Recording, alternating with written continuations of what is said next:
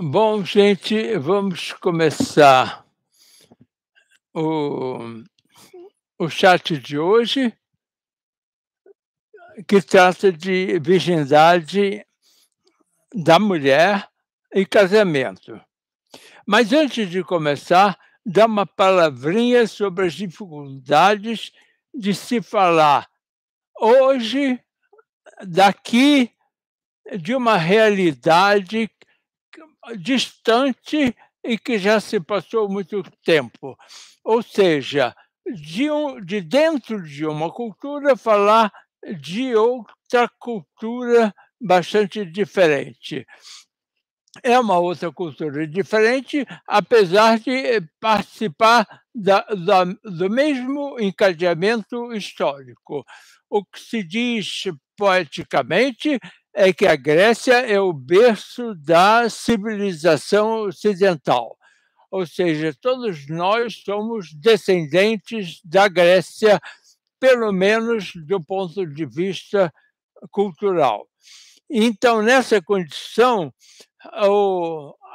muito marcante na sociedade grega é o patriarcalismo. É a sociedade patriarcal que tudo gira em torno do chefe de família, chefe de clã e mesmo do homem, simplesmente. E você pode dizer que o patriarcalismo existe até hoje, eu vou concordar. No entanto, o o patriarcalismo hoje ganha contornos, bem específicos, que dizem respeito que a gente caracteriza mais como machismo. E numa sociedade tão plural como a nossa, o machismo tem as várias nuances. Mas naquela época era uma sociedade extremamente padronizada e o patriarcalismo tem, quase que somente uma dimensão. Uma outra distância daquela cultura para a nossa que chama atenção é justamente essa, os padrões fixos, os padrões bem estabelecidos, enraizados, que eles viam e que, Bauman, um autor, do leste europeu, caracterizou a modernidade sólida. Quer dizer, ele caracterizou a modernidade sólida para o século passado, mas o conceito pode ser estendido até a Grécia Antiga, sob minha responsabilidade. Bauman falou da modernidade sólida no século passado e, no entanto, o mundo contemporâneo, a segunda metade do século passado para cá, nós vivemos a modernidade líquida. A modernidade líquida não quer dizer que os padrões foram extintos, não. Os padrões existem, mas eles se adaptam. Que nenhum líquido se adapta ao recipiente, os valores se adaptam às circunstâncias. O casamento é um padrão da modernidade sólida, ele foi extinto na modernidade líquida? Não, mas ele assumiu as formas, adaptadas à modernidade líquida. Casamento com gente do mesmo sexo, a casa e depois, não dá certo, descasa, apareceu a poligamia seriada, ou seja, casa com um homem casa com uma mulher agora, separa, casa com outro. Numa série, ele é poligâmico. Às vezes acontece até dele, nessa série, ele casar de novo com a primeira. Bom, mas pode-se usar o mesmo termo, casamento, para aquela época, para aquela cultura e para hoje? Pode, desde que a gente não perca de vista que, em cada momento o casamento assume, características próprias desse momento.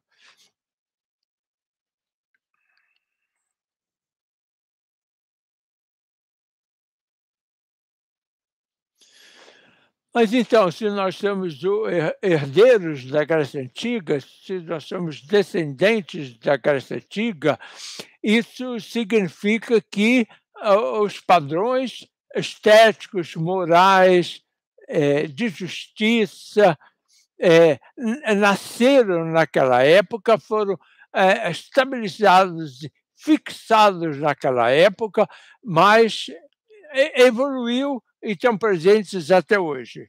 Você vai dizer: "Não, mas a beleza clássica não existe mais". Existe, claro que existe. Até mesmo no abstracionismo, até mesmo no modernismo, que é a negação da beleza clássica, tem como referencial a beleza clássica. A beleza clássica diz alguma coisa e que no abstracionismo, no modernismo, a gente tenta negar, mas ela existe até pelo menos como negação. Então, nós herdamos da antiguidade grega muita coisa de bom e de ruim. Normalmente a gente fala só das coisas boas, mas as coisas ruins também existem. As coisas boas a gente está cansado de saber, é o padrão de organização, a invenção da república, da democracia, da votação, eh, e eu já falei dos padrões estéticos, dos padrões éticos e morais, mas a gente costuma passar muito rapidamente sobre os aspectos negativos. A corrupção nasceu lá. Fídias foi talvez o maior corrupto da história, nos padrões muito parecidos com os padrões contemporâneos. Ele recebia ouro de Atenas para fazer uma uma uma escultura, e o que ele recebia, metade ele escondia para ele e a outra metade ele punha na escultura. Mas os gregos, que não são bobos, mandaram uma expedição para ver aonde estava indo esse ouro todo que eles mandavam. Mas Fídias, como não era bobo, ficou sabendo dessa expedição fiscalizadora e se mandou.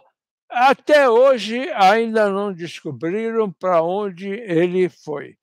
Ele se mandou, provavelmente tá aí gastando o dinheiro dele, ele e seus descendentes.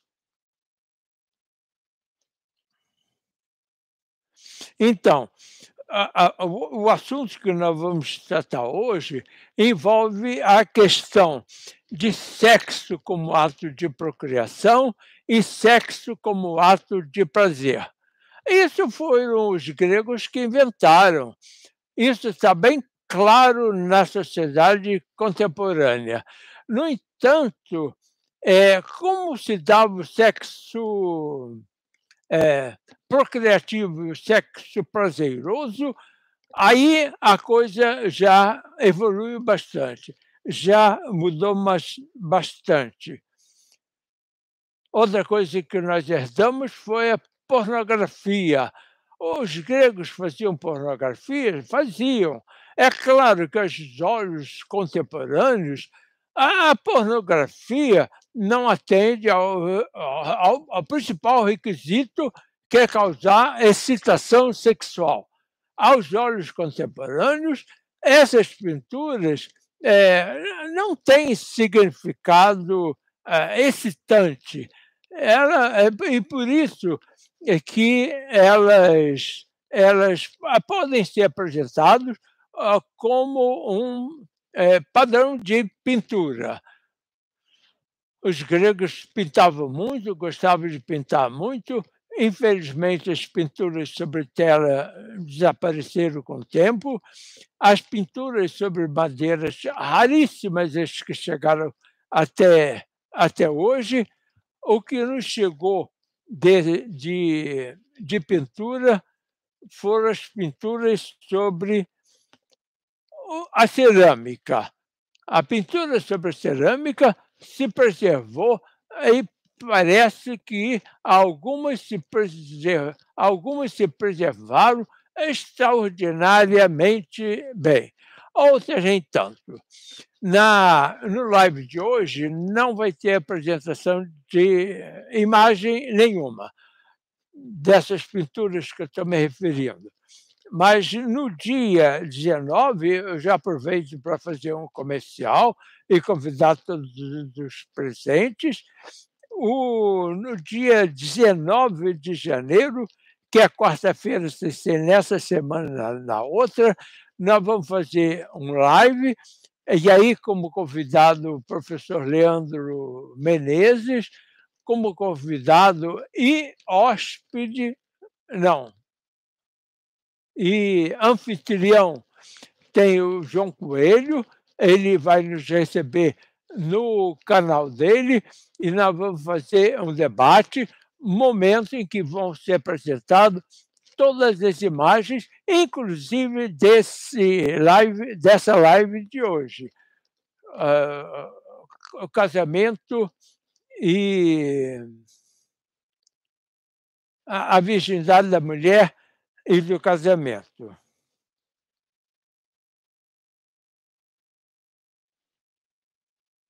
Bom, uma outra observaçãozinha, antes de nós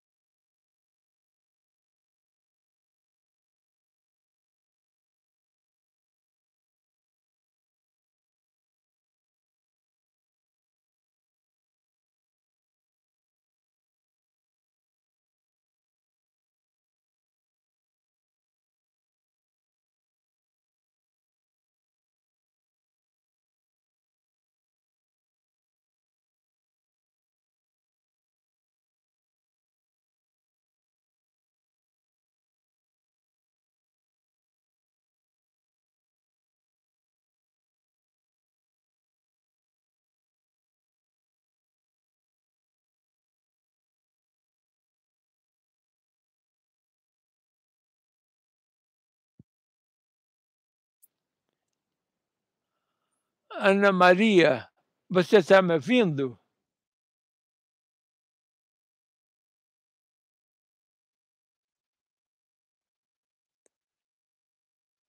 Olésia, você está me ouvindo? Voltou? Então foi uma questão de conexão. Agora sim.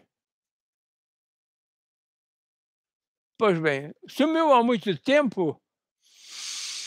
O que nós estamos falando é que a cultura, os padrões culturais que existiam em Atenas eram diferentes dos padrões culturais, especialmente no que diz respeito a hoje, que é virgindade e casamento, eram diferentes de Esparta, eram diferentes de outras cidades, como Corinto, e assim sucessivamente. A base do raciocínio de hoje é a cultura helênica tal como ela era vivida em Atenas. Porque Atenas era realmente a cultura mais sofisticada e também porque foram elementos que chegaram até o nosso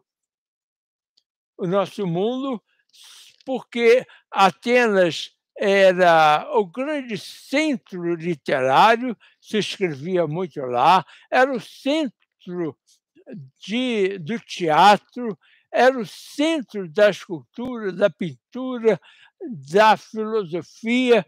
Atenas, se hoje existe, a gente pode nomear Paris, Londres, São Paulo, como centros culturais do mundo. Na época não tinha 2 centros, existia Atenas e o resto.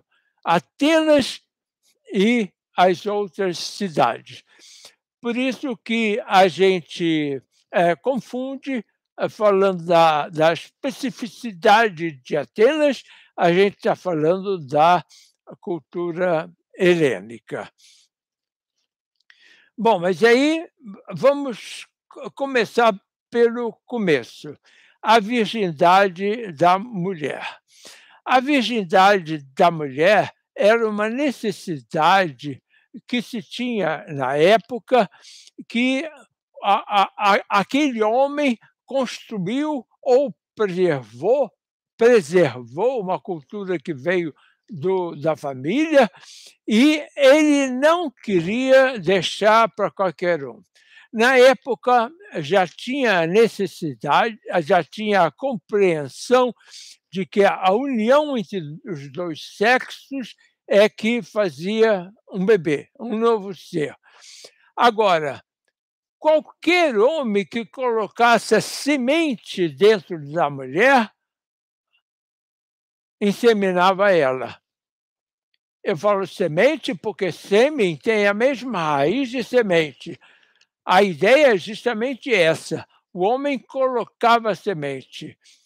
Essa compreensão veio bem de antes, quando o homem passou a fazer a agricultura e percebeu que, colocando uma semente dentro da terra, essa semente germinava, e ele associou à reprodução humana. Ou seja, o homem coloca a semente dentro da mulher e essa semente germina. Então, a criança era filho do pai. A mãe não considerava mesmo que a mãe não era parente, porque a mãe simplesmente serviu de vaso para que aquela semente germinasse, se os deuses não se opusessem. E nessa circunstância, o homem, percebendo que qualquer semente colocada dentro da mulher germinava, então ele trancou a mulher, e daí a origem do patriarcalismo, a origem da situação presente, em que até hoje se tem ciúmes da mulher. Eu não gosto da ideia de que o meu filho não seja meu, o filho da minha mulher não seja meu filho, o filho da minha mulher seja outro homem que plantou semente lá. Então, o que eu faço? Tranco a mulher em casa e, às vezes, dentro do armário, não deixo ela sair de jeito nenhum. Com isso, eu posso garantir que o filho daquela mulher é meu filho também. Porque a ideia é que a maternidade é natural, faz parte da natureza da mulher, mas a paternidade é cultural. Para que o sujeito possa exercer essa paternidade cultural com tranquilidade e certeza, ele precisa saber que aquele filho que a mulher teve é dele também. Então, tranca ela. Foi aí que a mulher dançou e, de certa forma, está dançada até hoje, porque, de uma maneira ou de outra, o patriarcalismo, sob forma do machismo, está presente até hoje. Mas então, como é que ele conseguia garantir isso? Primeiro, se assegurando que ela fosse virgem. O que ele fazia para se garantir de que a mulher dele fosse virgem? Os pais que queriam que ela fosse virgem, internava a menina com 10, 11 anos, antes dos calouros subirem, internava no templo da deusa Héstia. A deusa Héstia é deusa dos recintos fechados. Ou seja, se nós estivéssemos na Grécia Antiga, a Héstia era deusa do interior da minha casa, do interior de cada uma das casas de vocês. Mas qual é o recinto mais fechado que existe, que tem que ter uma deusa controlando esse recinto fechado? É a virgindade. A virgindade era um recinto fechadíssimo. Então, a criança com 10 anos, 11 anos, antes dos calores, era internado no templo da deusa Héstia, e a deusa, quer dizer, as sacerdotisas do templo garantiam que as meninas não sairiam do templo, a não ser no dia do casamento, em que os pais iam no templo da deusa Héstia, pegava a noiva, levava para o altar, casavam ela e o noivo, eles se conheciam ali na hora. Eles se casavam e aí ele pegava ela, levava para casa e ela se tornava a rainha da virtude do lar, aprisionada em sua própria casa. Algumas exceções existiam, por exemplo, os pais da esposa podiam levar ela para sair. Aí o marido deixava. Mas não tinha outra circunstância que ela podia sair. A virgindade do homem segue características completamente diferentes. Não existia nenhum valor que garantisse a virgindade do homem. Tanto que a menina se casava com entre 12 e 18 anos, que é quando ela não aguentava mais, e o homem casava em torno de 30 anos, porque ele tinha que mostrar para a sociedade e para os pais da noiva que ele era um homem de sucesso.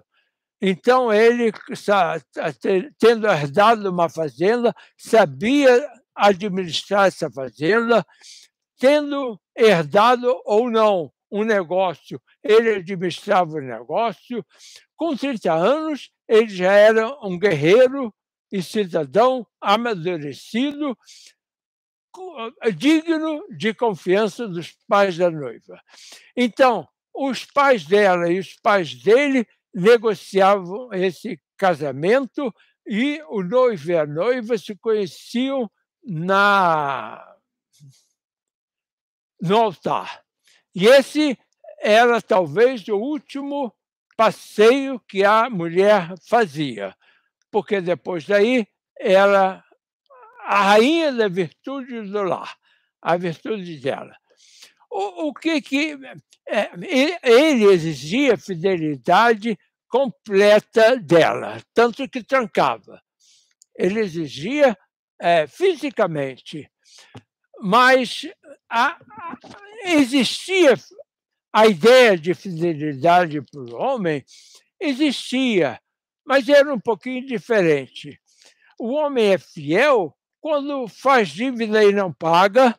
Não pagar dívida é um sinal de infidelidade. Não progredir,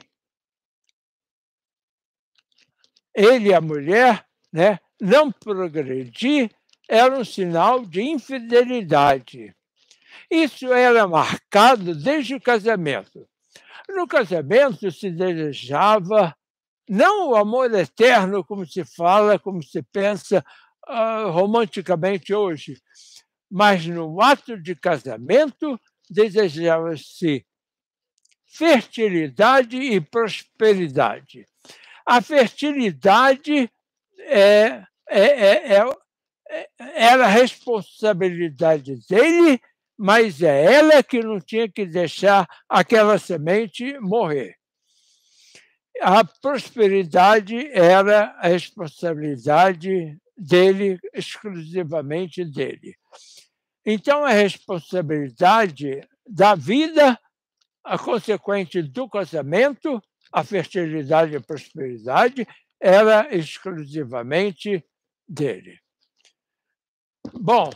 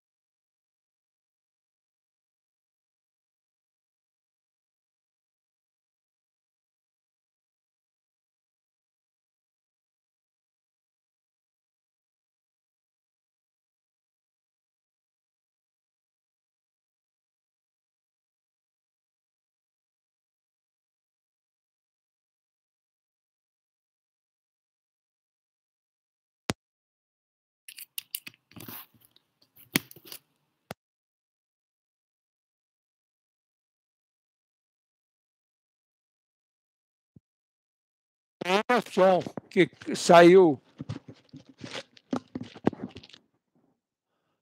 Estou falando. O som voltou?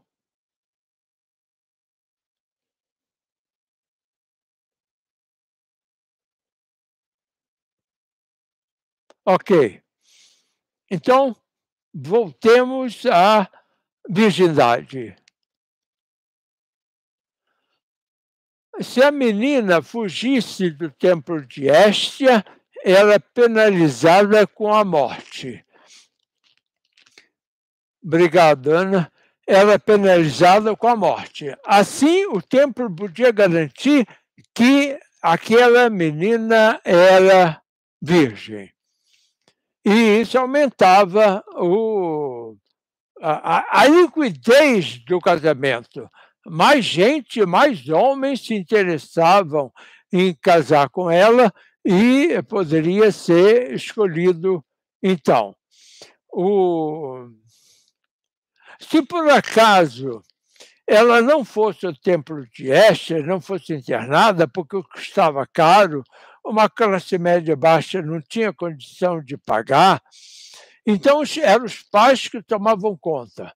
Mas se por acaso ela perdesse a virgindade, não tinha outra alternativa, ela tornava-se uma prostituta. Porque a mulher não tinha uma educação, nem técnica, nem cultural. A mulher aprendia a obedecer, ser agradável e ser calada. Esse era todo o aprendizado da ateniense. O aprendizado da prostituta era totalmente diferente.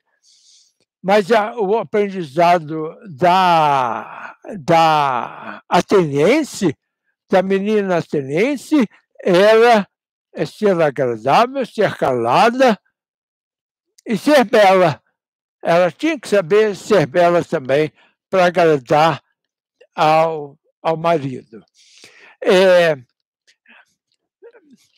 Houve uma época em que Péricles regulamentou a prostituição para cobrar impostos e também para valorizar a virgindade.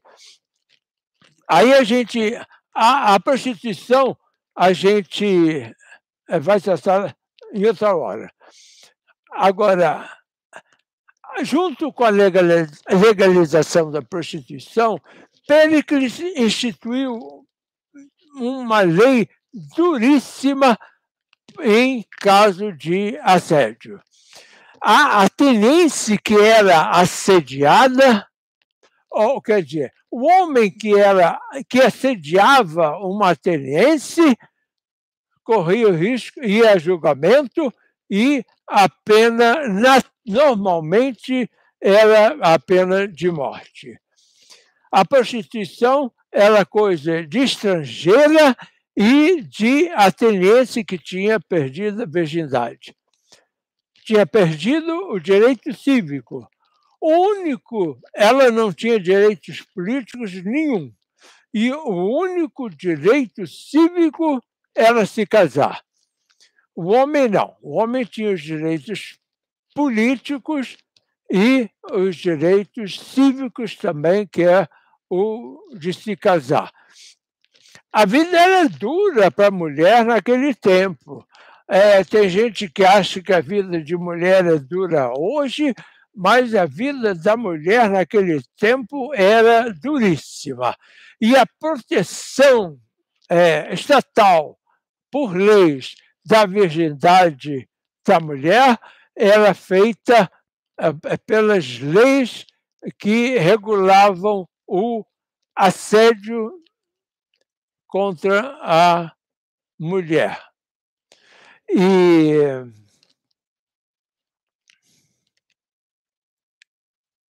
por que a mulher se casava entre 14 e 18 anos, se casava tão cedo? O homem se casava para mostrar que ele tinha um papel na sociedade.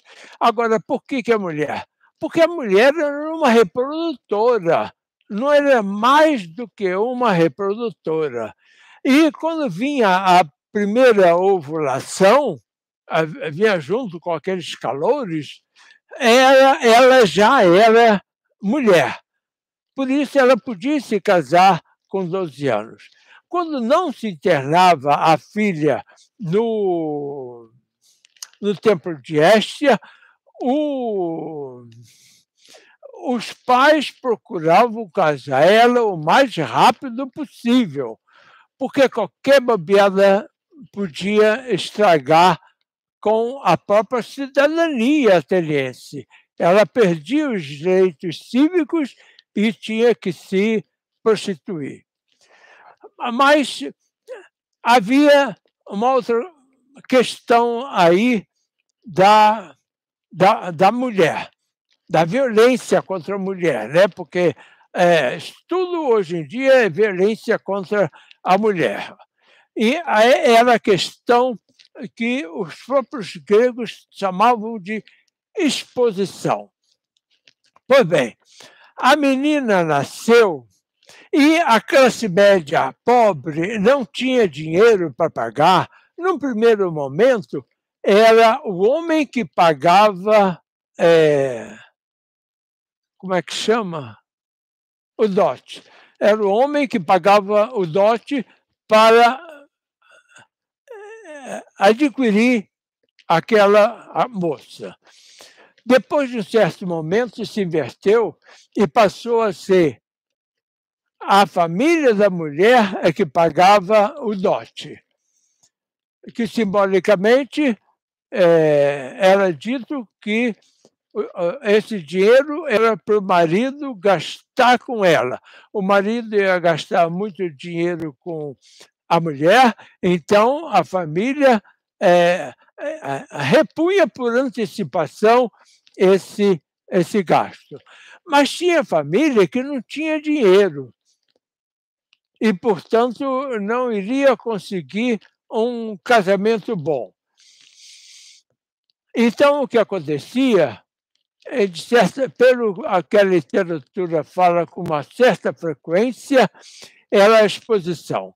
Nasceu a menina, a família pega aquela recém-nascida e coloca numa esquina de Atenas.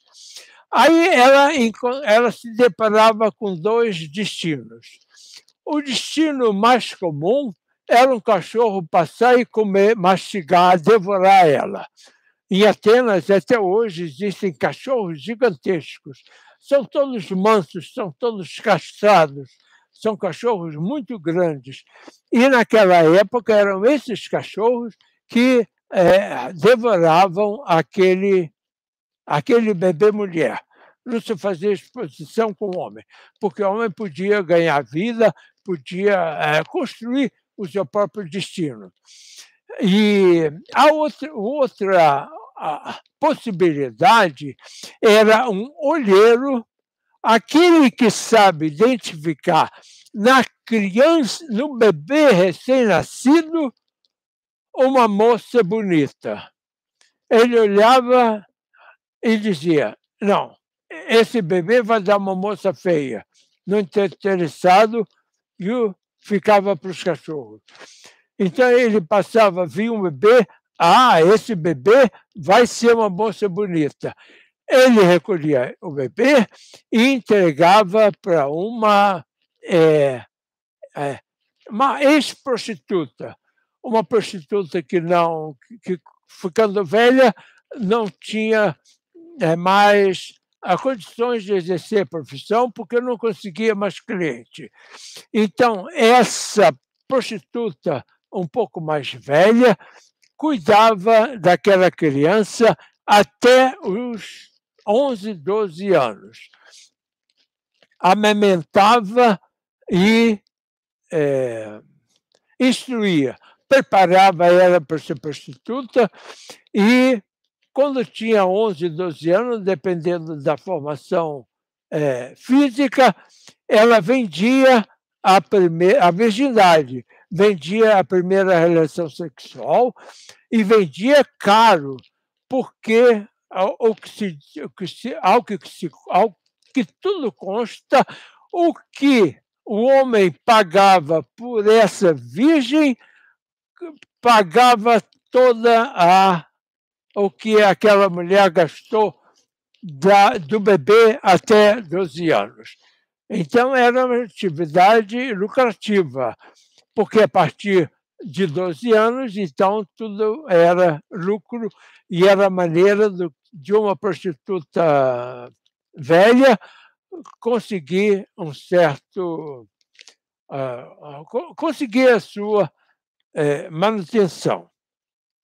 Bom, eu estava falando, então, eu estava justificando porque que a menina de 12 anos, no máximo de 18 anos, 19 anos, estava veinha, ficou para titia. Ninguém queria mais casar com uma velha de 19 anos. Então, fazia-se o possível e, ao aproximar dos 18 anos, ela ia se desvalorizando. As ofertas que tinham eram menores.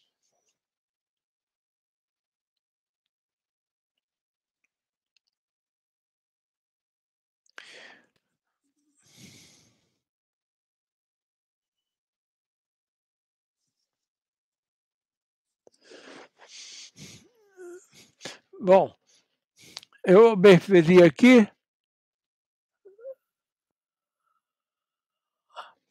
à educação da ateniense. É uma educação para ser bela, calada e agradável. Para o homem, evidentemente, no caso da ateniense, para o marido.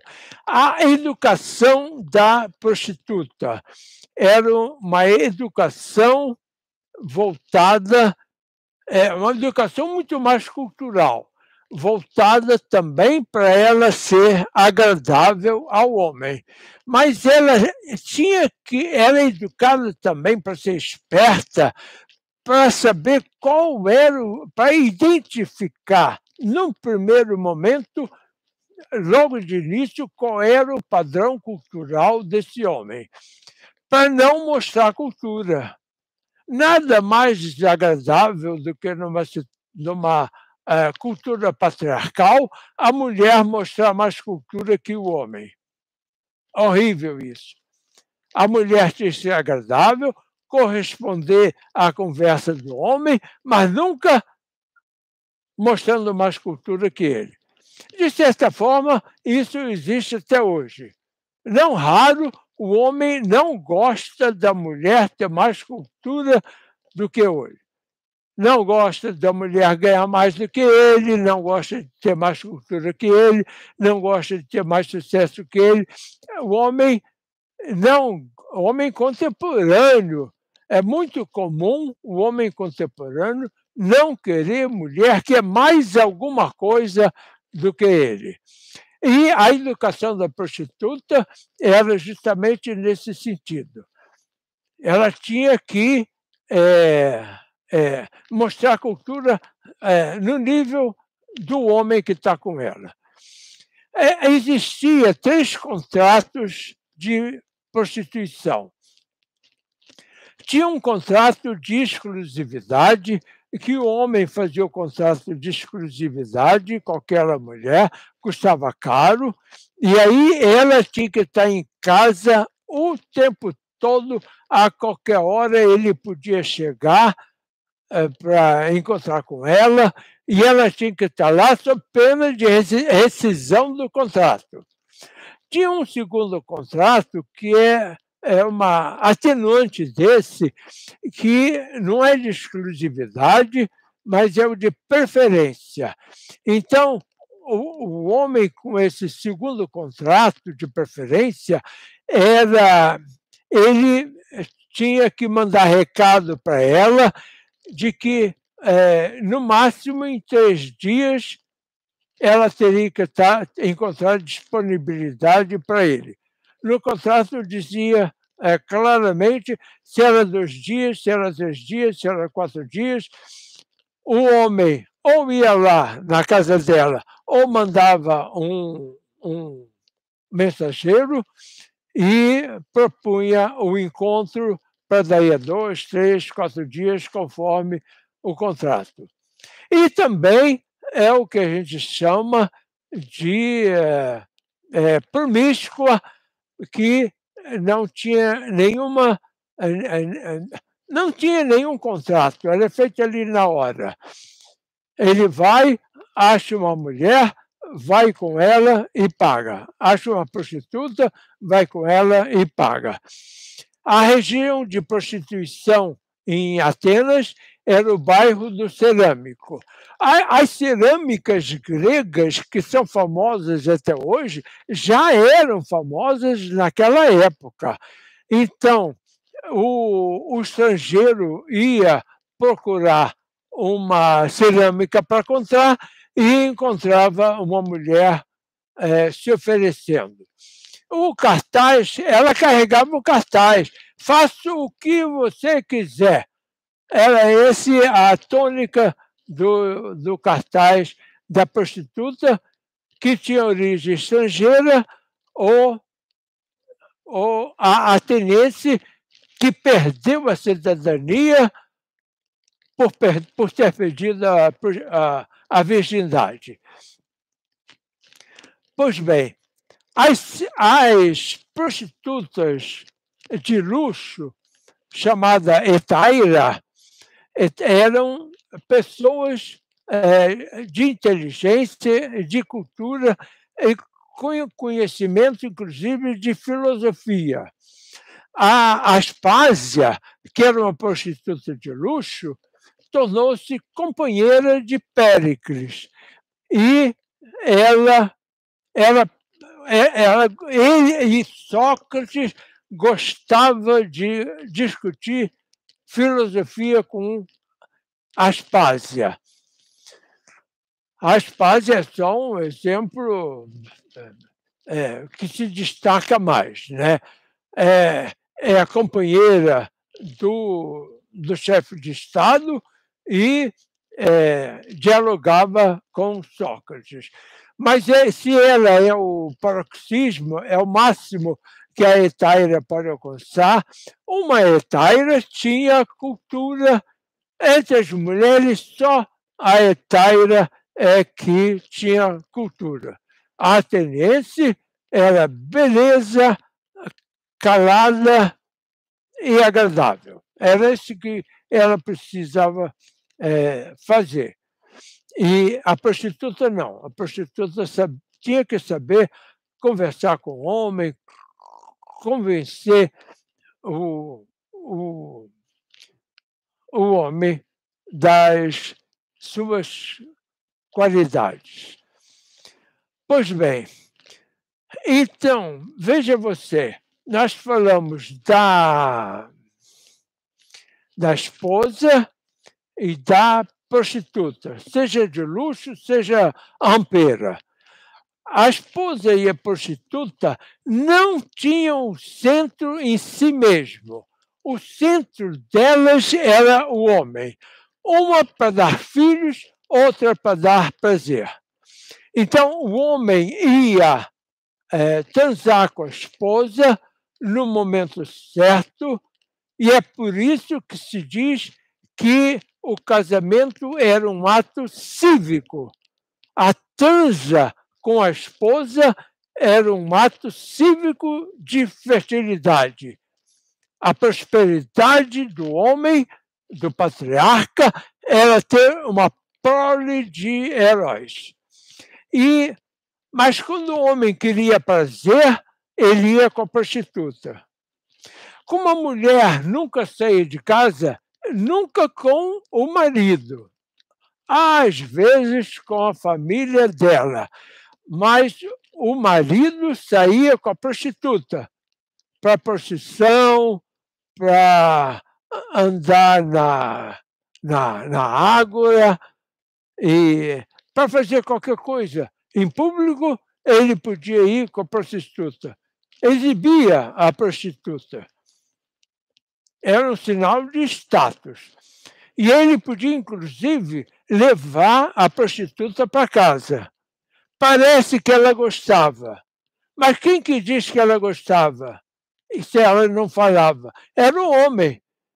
O homem que levava a prostituta para a casa do casal dizia que ela gostava, mas o que ela sentia e achava é um mistério, é um segredo que ficou no passado, porque ela não tinha direito ao discurso.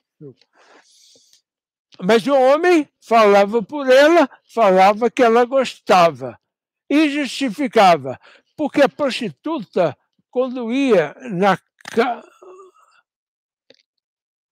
Tá bom, Lícia? Porque a prostituta que era levada para casa era subordinada à esposa. Então o marido teorizava que a esposa gostava dele levar uma prostituta para casa porque era uma pessoa mais para mandar. Agora, mandar é uma coisa de homem, numa sociedade patriarcal, é uma coisa de homem. A mulher não sabia e nem estava nem aí para mandar. Bom, exprimido entre a esposa, que está lá para dar filhos ao homem, e a prostituta, que está lá para dar prazer ao homem, existia a lésbica, que era um grande conflito na sociedade patriarcal, porque dispensava o homem. O lesbianismo, a homossexualidade feminina, era uma coisa altamente reprimida pela cultura. Existia, a gente não sabe. É um segredo muito grande. A gente conhece uma lésbica, que se chamava Safo e morava na ilha de Lesbos. Dizem que a etimologia da palavra lésbica vem de que Safo morava em Lesbos. Lesbos, Deus lésbica. Não é uma etimologia comprovada, mas é bem aceita. Da mesma coisa, a outra etimologia que tem é safo e safada. Dizem que safado, safada, vem da palavra Safo, que era o nome da lésbica número 1. Ela, além de lésbica, era uma poetisa. E uma poetisa muito interessante. Se vocês tiverem interesse, é só colocar Safo no Google, que vem as poesias dela. E ela falava: não troco um exército de homens fortes pela minha amada. A minha amada é que me satisfaz, é a que me ama. Bom, isso é só um trecho que eu me lembro de cabeça. Ela fez muitas outras poesias bonitas. Bom, é isso, gente. Eu me lembrei de uma coisa aqui, agora não estou lembrando o que é.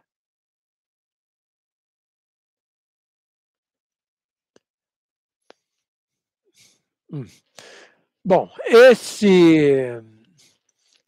essa live é é uma live sem imagem. Eu gostaria de que vocês anotassem, no dia 19 de janeiro, a gente vai fazer uma live, mais o João Coelho, mais o Leandro Menezes, com o nome Sexo e Erotismo. E aí sim, eu recolhi uma série de imagens daquela época, vai ser uma live mais viva, mais ativa. Então, mas eu vou fazer outro convite. Está na hora dos comerciais. Eu vou fazer outro convite. Domingo que vem, nesse mesmo horário, dia 16,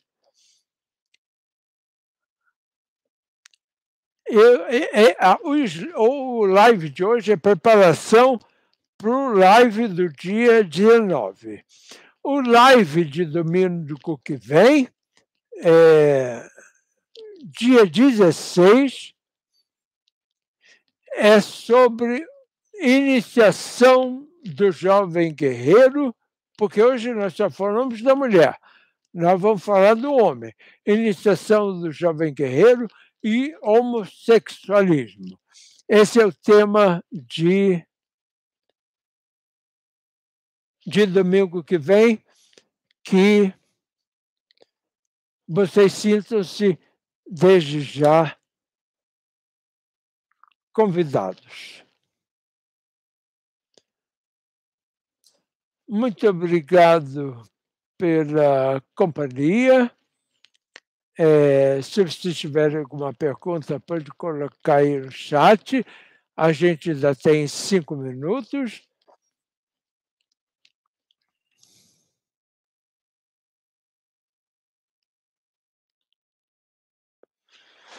Muito obrigado, Zé Reinaldo, pelas suas palavras de incentivo. Obrigado, Olésia. Obrigado, Moralinda. Obrigado, Marcelo Gabriel. Obrigado, Lícia. Lícia Umbelindo. Agradeço a vocês. Convido vocês a estarem presentes domingo que vem. O Zé Reinaldo tem uma pergunta.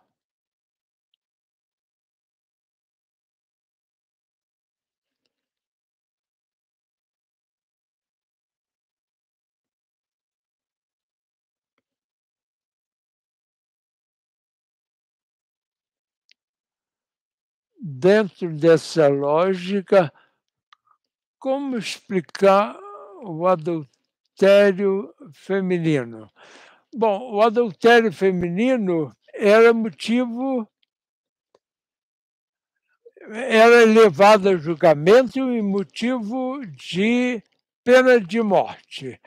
Então, o que se tem notícias era de pelo Fórum de Atenas que se tomou conhecimento, porque o Fórum tem muitas informações que subsistiram. Então, o casal morava no mezanino e a criança e a babá da criança dormiam no térreo, na parte de baixo da casa. Então, a mulher combinava com a babá de que, quando o amante desse o sinal na janela, ela devia beliscar o neném. Aí o neném começava a chorar. Aí a mulher dizia, bem, dizia para o marido, bem, eu vou lá ver o que tem. E aí descia, encontrava o amante, dava uma rapidinha, enquanto isso a babá beliscando o menino o tempo todo. E aí, quando terminavam, mandava a babá parar de importunar o menino e, evidentemente, o menino parava de chorar e ela voltava: "Eu já acalmei o menino, meu bem". Bom, mas isso se repetiu muito e ninguém tem direito a ser bobo muito tempo, né.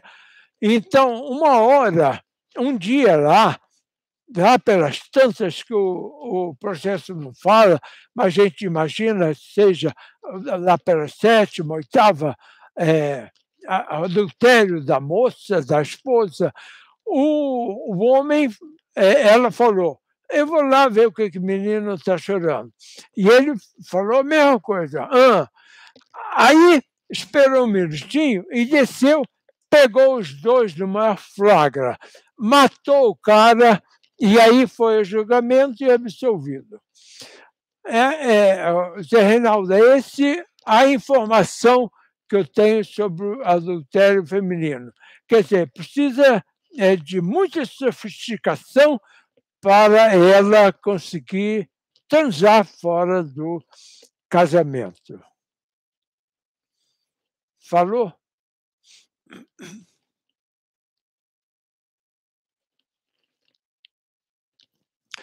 Bom, gente, muito obrigado. Espero que até domingo que vem e uma boa noite para vocês. Boa noite, gente. Tchau.